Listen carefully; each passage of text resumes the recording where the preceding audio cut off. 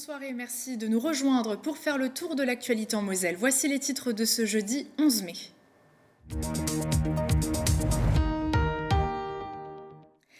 Ils étaient à la retraite et ont finalement repris du service. Focus sur ces 9 médecins au cœur du service de consultation de médecine générale de l'hôpital de Hayange. Après Amiens, c'est à Thionville que le village sportif itinérant Place au foot s'est installé. L'occasion de proposer des activités autour du foot et des rencontres avec les clubs locaux.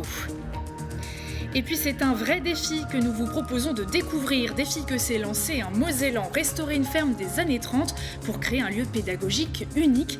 Les bénévoles sont déjà sur place pour faire avancer le chantier. En attendant, la météo de vendredi sera à l'image de cette semaine. Grisailles et averses seront de mise. Les températures seront comprises entre 8 degrés le matin et 17 degrés l'après-midi. C'est censé être le plus beau jour de votre vie, votre mariage. Mais cela a un coût, en moyenne 12 000 € en France. Alors pourquoi ne pas tenter votre chance et gagner un mariage de luxe clé en main d'une valeur de 60 000 €? C'est ce que vous nous proposez avec une quinzaine de prestataires de la région et du Luxembourg. Nassera Meziadi et Zule Luengo, bonsoir. Bonsoir. Vous êtes nos invités ce soir. Vous allez nous détailler ce concours dans quelques minutes. On va se retrouver juste après les titres.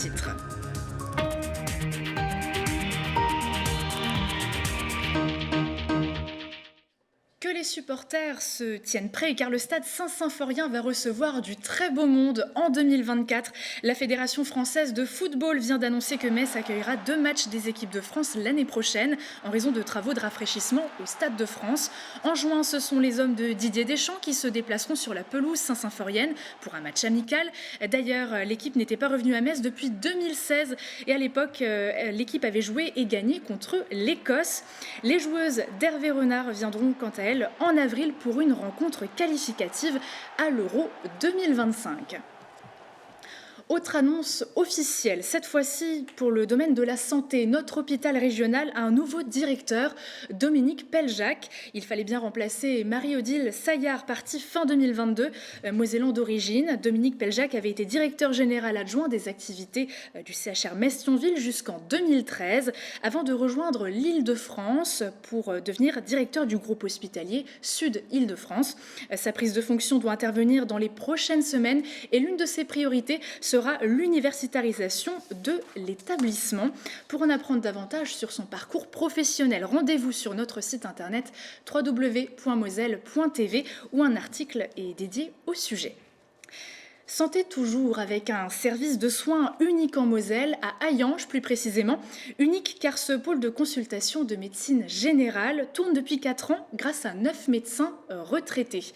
Reportage d'Emma Faketti. Après plus de 40 ans de carrière à Knutange, ce médecin libéral à la retraite a toujours un stéthoscope en main. Là, c'est vraiment un problème cutané. C'est ce qu'on appelle un prurigo. Il y a une désertification médicale majeure.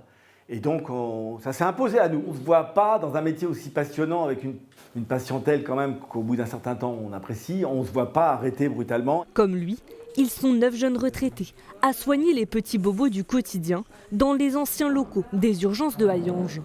Avant, on était médecin de famille, médecin de proximité. Maintenant, on est médecin au service de la population. Chaque généraliste effectue une trentaine de consultations par jour. On travaille chacun un quart-temps, mais ce quart-temps, il est aménageable. Il y en a qui travaillent que le matin, il y en a qui travaillent que l'après-midi, il y en a qui travaillent toute la journée, une semaine. Ce service de soins programmés rassure les habitants. Ah bah oui, d'avoir le cabinet ici, c'est un plus. Les médecins, c'est quand même compliqué pour avoir des rendez-vous. Et ici, ça marche bien, quoi. Enfin, c'est plus pratique. Ouvert depuis 4 ans, le service de consultation de médecine générale cherche maintenant à s'organiser pour devenir pérenne. Il faut qu'on embauche des jeunes retraités, il faut qu'on embauche même des jeunes qui ne veulent pas faire du libéral, qui veulent travailler à la demande. Donc là, on leur donne la possibilité d'avoir une activité salariée à la demande, avec un planning comme elles veulent ou comme eux ils veulent pour ceux qui veulent une activité salariée. Cette structure médicale déjà indispensable est sur le point de devenir l'un des principaux piliers du futur pôle santé d'Hayange, prévu dans les prochains mois. Ce jeudi 11 mai marque le coup d'envoi officiel de la plateforme de ressources en ligne Numos. Ce matin, le département, par l'intermédiaire de Rémi Dick, délégué à la politique de la culture, a présenté ce dispositif proposant aux Mosellans plus de 100 000 documents culturels en ligne accessibles depuis un ordinateur, une tablette ou encore un smartphone. Vous pouvez profiter entre autres de livres numériques, de livres audio, de bandes dessinées, de films, de magazines, de musique ou encore de jeux vidéo. Pour en profiter, il suffit de s'inscrire en complétant le formulaire en ligne sur médiathèque-numérique.moselle.fr, un moyen notamment de favoriser l'accès à la culture chez les jeunes dans les 153 bibliothèques du réseau de la Moselle. On écoute à ce sujet Rémi Dick. Ça passe pas que par le numérique, mais ça passe aussi par le numérique. C'est la multiplicité des outils numériques qui font qu'on peut faire passer le message, j'allais dire, ou les messages que la culture peut faire passer. L'avantage du numérique, c'est que d'une simple tablette ou d'un simple écran, on peut avoir accès à des œuvres, parfois de qualité numérique, des qualités extraordinaires, et des œuvres de tous les arts possibles et inimaginables, et donc favoriser l'histoire de l'art, favoriser l'émerveillement devant un certain nombre d'œuvres à travers l'outil numérique. Donc effectivement, que ce soit la microfolies ou les plateformes numériques en ligne, il semblait évident de pouvoir donner l'accès également. Ça n'empêche pas que l'outil numérique doit permettre aussi d'avoir accès aux bibliothèques et à ce qui se fait en physique. Du vélo musical, du thé dansant, une expérience immersive en tant qu'astronaute. On en parle tout de suite avec Alicia Hublot.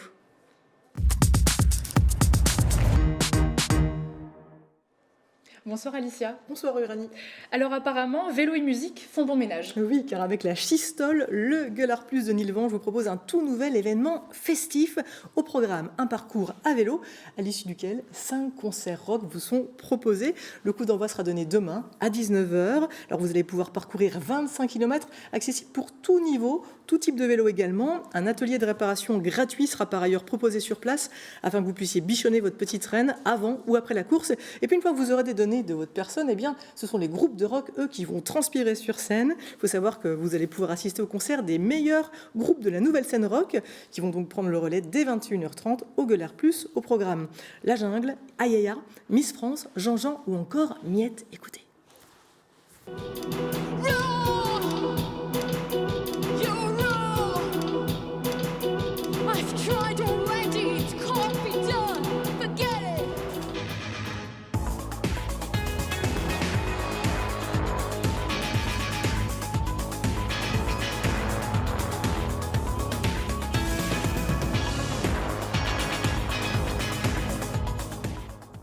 Voilà, ne manquez pas ce rendez-vous rock'n'roll et vélo énervé, ou en tout cas le vélo et le rock'n'roll s'entremêlent. Pour vivre cette aventure, il faudra vous rendre demain au Gueulard Plus de Nilvange dès 19h.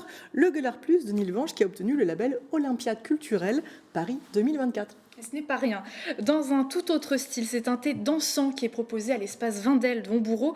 Ça sera ce dimanche. Oui, pour la deuxième fois, eh bien, le Carreau de Forbach vous invite à vous délier les jambes en pratiquant quelques danses de salon. Je sais que vous adorez ça, Uranie. Et pour cela, eh bien, c'est un quintet à cordes et un percussionniste de l'Orchestre national de Metz Grand Est qui vont donner le la.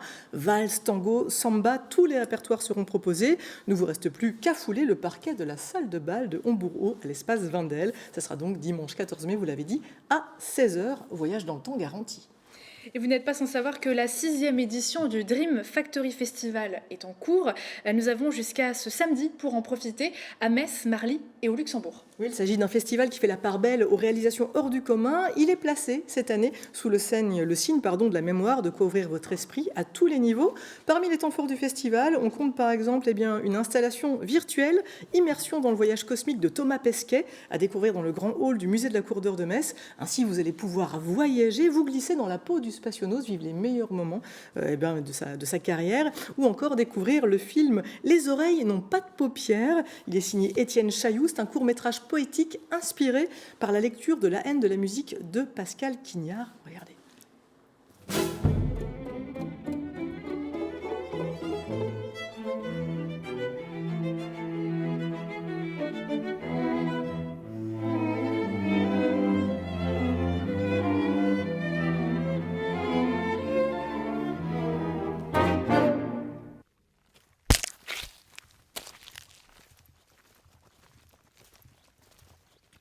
Voilà, projection, rencontre avec les réalisateurs, installation, la Dream Factory Festival. Le Dream Factory Festival vous attend jusque samedi. Encore une belle sélection culturelle pour nos téléspectateurs. Merci beaucoup Alicia Merci et à la beaucoup. semaine prochaine. Place au foot maintenant, place du foot même, avec ce village itinérant qui a mis le foot à l'honneur, un dispositif qui se déplace de ville en ville. Après Amiens, c'est à Thionville que l'événement s'est déroulé sur la place André Malraux, l'occasion pour les foot amateurs de se rassembler autour de la discipline. Retour en image avec Léa Riffaut. Terrain de football, tir de précision, parcours technique ou encore atelier maquillage, voici les activités qui ont animé l'événement Place du foot à Thionville, rassemblant petits et grands autour de cette passion commune. La place du foot, c'est un moment de partage autour du foot, autour de la Ligue 2. On souhaitait que les clubs de Ligue 2 puissent un peu aller à la rencontre de leur public sur une journée d'animation, donc avec des animations autour du gaming, de l'e-sport, du foot bien sûr. Et puis c'est surtout orienté vers un public très familial. C'est des familles aujourd'hui qu'on attend sur l'événement. Mais le foot est désormais bien plus qu'une simple activité sportive. De nombreux streamers, comme Braque, ont fait le déplacement pour rencontrer leur public, échanger et bien sûr streamer avec lui.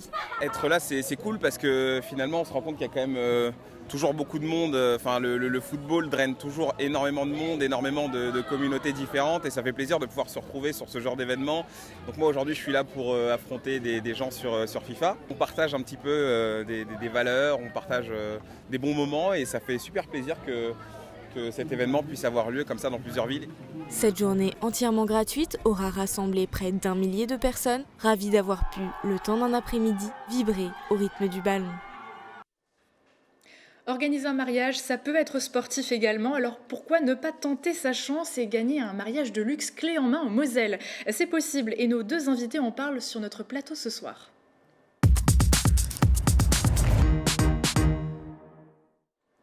Nassera Meziadi, Zolaï Luengo, bonsoir. Bonsoir.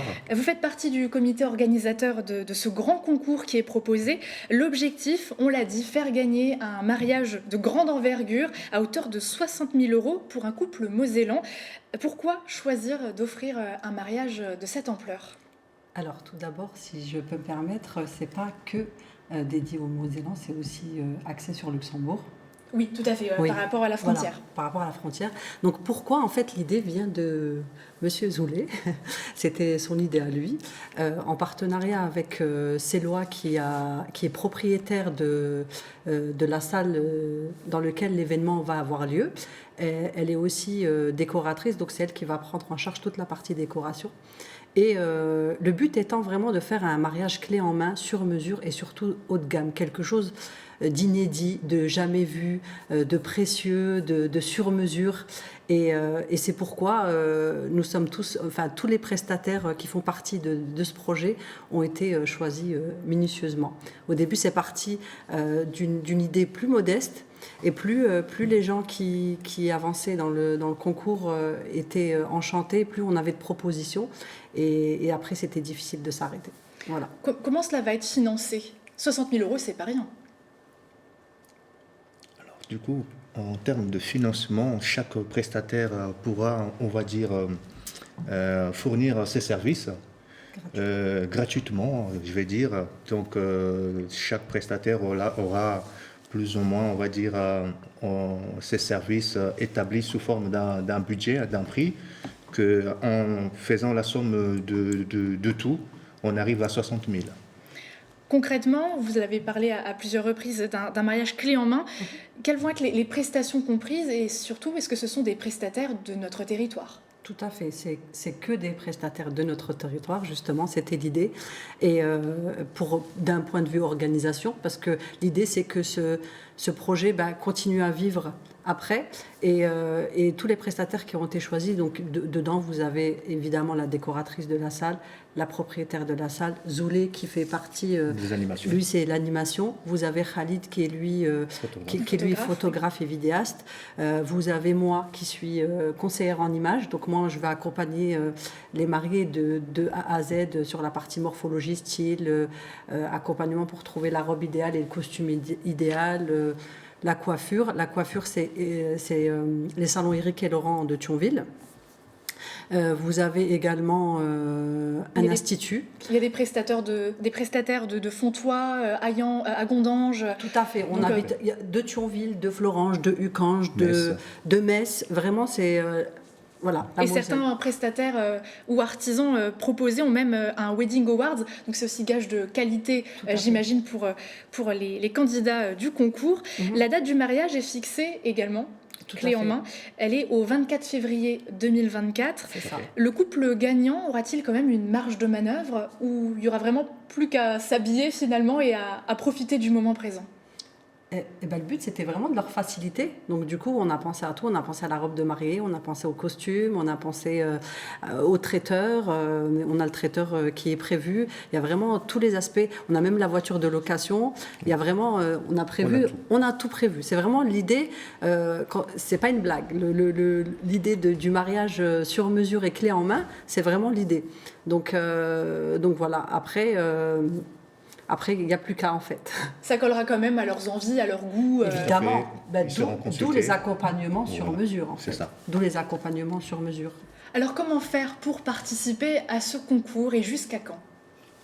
Alors, nous avons la page Maison de l'événementiel sur nos réseaux sociaux, Instagram. Nous avons aussi le site internet. Et de là, ils peuvent s'inscrire et ils vont recevoir une notification avec les conditions à remplir, et à ce moment, une fois qu'ils auront rempli les conditions, ils sont acceptés, et puis il y aura un tirage au sort par la suite. Alors parmi les conditions, il y a réaliser une vidéo. C'est ça. Donc c'est une vidéo de présentation du couple. Tout à fait. Tout simplement. C'est vraiment pour savoir s'ils sont vraiment motivés. Parce que vous savez, quand il y a un concours de cette ampleur, il y a des personnes qui pensent que c'est une blague. Parce que 60 000 €, c'est énormément d'argent. Et du coup, on voulait vraiment des gens sérieux qui méritent de gagner ce concours aussi. Et du coup, il faut être abonné à cette fameuse page La Maison de l'événementiel, à tous les prestataires. Également faire une vidéo de présentation et être d'accord pour être filmé, etc. On a cadré ça avec une avocate, en fait. On a mis toutes les conditions pour vraiment... parce qu'un concours de cette ampleur, on ne peut pas prendre de risques. Donc vraiment, tout est ficelé, tout est bien organisé. Ils ont jusqu'à la fin du mois, c'est ça, pour poser leur candidature. C'est ça. En fait, c'était jusqu'au 13 mai, mais au final, on va la repousser pour une dernière fois jusque le dernier mois du mois de mai. Dernier week-end, le 27 mai. Le dernier week-end du mois de mai. En tout cas, merci à vous deux pour toutes ces explications et puis pour ce beau projet qui pourra certainement faire plaisir à un couple mosellan ou luxembourgeois. Voilà. Et bonne chance à tous les candidats. Les prestataires, on en a parlé, excusez-moi. Je vous propose maintenant de prendre la direction de Chemmery, les deux petites communes de Moselle-Est de moins de 600 habitants, qui va prochainement accueillir un projet plutôt original, restaurer une vieille ferme abandonnée pour faire vivre au futur public une expérience unique dans les années 30. Une idée qui se concrétise peu à peu avec déjà des bénévoles sur le chantier. Regardez. C'est dans un projet de grande envergure que s'est lancé Charles Ledigue en reprenant la ferme d'Inglin, avec un objectif en tête, recréer au sein de cette bâtisse l'ambiance des années 30. Le projet, c'est de recréer une vie à la ferme des années 30 avec ces hommes, ces femmes, ces matériels, ces animaux. On a par exemple un petit élevage de poules gauloises qui a été initié donc on imagine pouvoir faire un jour des démonstrations de l'agriculture à l'ancienne, recréer une vie, des hébergements en parfaite immersion dans les années 30. Mais avant d'accueillir du public, d'importants travaux de rénovation sont nécessaires pour reconsolider une partie de la bâtisse qui menace de s'effondrer. Alors, pour que le projet voie le jour le plus rapidement possible, de nombreux bénévoles se relaient pour faire avancer le chantier. Cette semaine, c'est une quinzaine de jeunes du service militaire volontaire qui s'est rendue disponible pour contribuer au sauvetage de ce patrimoine.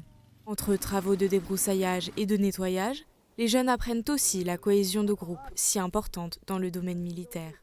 On essaye de la rénover, de remettre des choses en place. Par exemple, de l'autre côté, on a déterré des choses qui dataient d'avant pour remettre à jour. On est venu avec la section pour aider la ferme à faire revivre l'histoire qui est instaurée ici. C'est important parce qu'on ne doit pas oublier tout ce qui s'est passé avant nous. Mais ce projet de grande envergure, qui demande d'importants moyens humains, nécessite aussi des moyens financiers non négligeables. Le projet a été labellisé par la Fondation du patrimoine en décembre dernier et de ce label peut découler aussi peut-être l'obtention d'une subvention, d'une aide de la mission Berne et de la région Grand Est. Et enfin, on est soutenu aussi par les collectivités. Et pour découvrir cette impressionnante ferme située dans un cadre bucolique, Charles Ledigue vous donne rendez-vous dès l'été 2024 pour vous faire voyager dans les années 30. Vous n'êtes pas sans savoir que nos cigognes saralbigeoises sont des stars très regardées via la webcam installée sur la mairie de Saralbe. Et c'est grâce à une internaute qu'un fait plutôt rare a été observé et immortalisé, l'attaque d'un Milan royal sur le célèbre nid. Le rapace a piqué droit sur la famille, pas une fois, mais plus de 3 fois. La maman cigogne ne s'est pas laissée faire et a protégé ses petits sortis des œufs depuis à peu près 2 semaines. Écoutez plutôt le moment où ça s'est déroulé.